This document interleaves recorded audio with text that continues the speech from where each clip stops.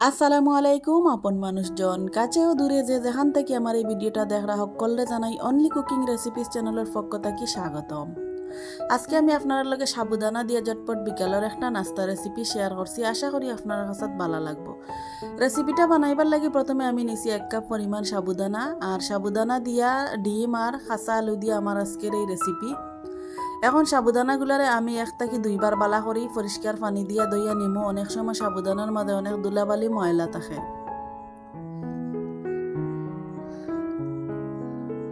আমার সাবুদানাগুলা দই গেছে, এখন আমি একটা নেটের জালির মধ্যে রাখছি যাতে পানি বালা করি জরে। আর একটা প্লেটও আমি নিছি 2টা মিডিয়াম সাইজের আলুগুলারে আমি একটা গ্রেটার দিয়া গ্রেট করিয়া নিমু। ভিডিওটা দেখতে দেখতে যদি লাইক দিতে ভুলি যাইন তাইলে মনে করি একটা লাইক দিবা।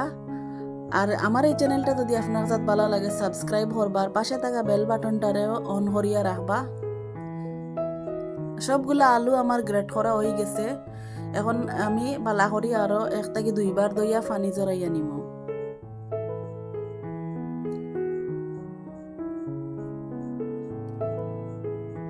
এখন আমি একটা প্লেটের মাঝে গ্রেট করা আলু এক সাইডে দিলাইরাম, আর দিলাম আগে থেকে দইয়া রাখা সাবুদানা,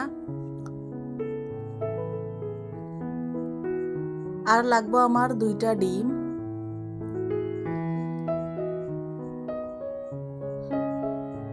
পরিমাণ মতো লবণ, 1 টেবিল চামচ চিনি।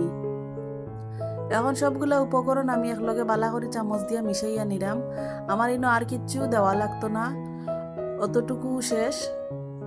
খুব সিম্পল একটা নাস্তা, ঝটপট যে কেউ বিকেলে বানাইয়া খাইতে পারে না। আর খেয়াল রাখতে হইব যাতে সাবুদানা আলু ডিম বালা করি মিশানি হয়। আমার সবগুলা উপকরণ একলগে বালা করে মিশানি হয়ে গেছে। এখন আমি তেলও ভাজমু। তেলও ভাজার লাগি প্রথমে আমি একটা প্যানও পরিমাণ মতো তেল বালা করে গরম করিয়া নিছি, আর ওরকম একটা গোল চামচ নিয়া চামচটারেও আমি বালা করে গরম করিয়া নিছি। এখন চামচের মাঝে আমার রেডি করিয়া যে সাবুদানা আলুর নাস্তা রাখছিলাম ওগুলারে আলাদা একটা চামচ দিয়া এখন আমি তেলের মাঝে ডুবাইয়া একটু সময় অপেক্ষা করমু।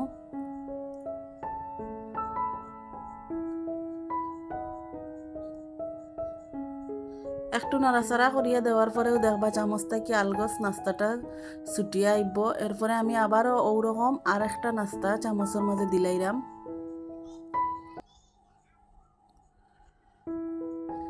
চামচটা যদি বালা করি তেল গরম হয় তাইলে এই নাস্তাটা দেওয়ার পরে সহজে ছুটিয়া আইব। আর যে নাস্তাটা আমার চামচটা কি ছুটিয়া তেল ভাজা হয়েছে আমি ওটা একটু আলাদা আর একটা চামচ দিয়ে উল্টাইয়া পাল্টাইয়া দিলাম।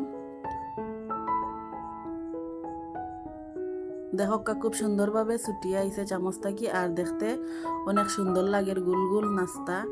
আর খুব কম জিনিস দিয়া কিন্তু এই নাস্তাটা ঝটপট বানাইয়া খাওয়া যাইব। একটা নাস্তা আমার প্রায় ভাজা হয়ে গেছে, সুন্দর একটা কালার আওয়া পর্যন্ত আমি অপেক্ষা করবো। খুব সুন্দর একটা লাল বর্ণর কালার আইছে। এখন আমি তেলের চামচ দিয়ে চাকিয়া তুলি নিলাম। ওরকম করিয়া আমি একটা একটা করে নাস্তা তেলের মাঝে বালা করে ভাজিয়া নিমু।